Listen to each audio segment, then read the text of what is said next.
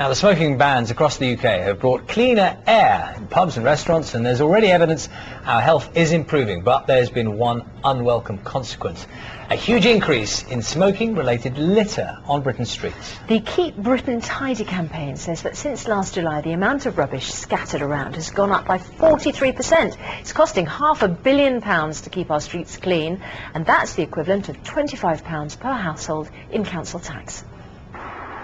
There are few things that are more of a bugbear, that raise our hackles and generally anger us as much as litter. These pictures from right around the UK show it's still a problem everywhere. Few will admit to doing it, most believe they never do.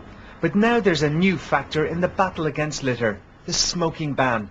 Campaigners say it's brought a massive increase in smoking-related rubbish onto our streets. Since the smoking ban came in July of last year, we've seen a huge increase in the number of cigarette butts on our streets. Nearly 80% of our streets across the country has got smoking-related litter strewn on it. That's a 43% increase.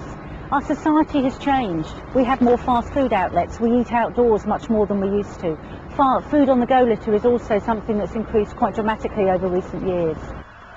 Here in London, Westminster spends more on picking up litter than anywhere else in the country.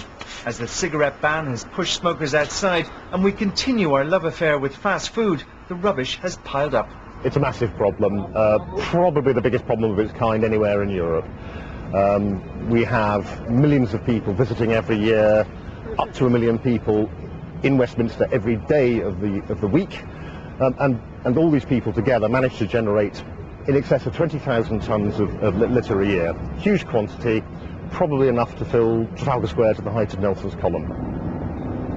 I don't put any ashtrays on the streets, so if you had ashtrays on the streets, maybe some people might think about putting them in the ashtray. Most people wouldn't. If there's nothing there, what are they meant to do? Put a lit cigarette in their pocket? There should be more fines. You see signs up saying you'll be fined, but you never see anybody being fined for it. There's loads of it, isn't there? It's all over the place. People just throw it around, don't they? Generally, we're changing our attitude towards litter, although these figures show that smokers have more than one habit to break.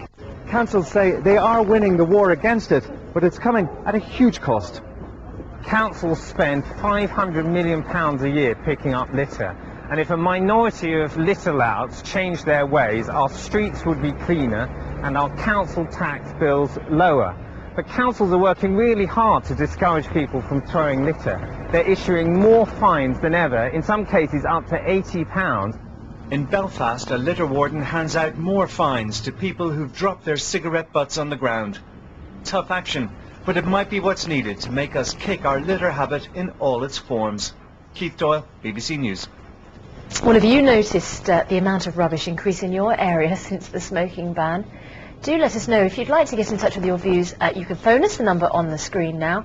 Lines are open now as we speak, and you can text us as well or email us from our website, bbc.co.uk/breakfast. George Jones joins us now from the Press Association. George, what do you do if you see someone dropping litter?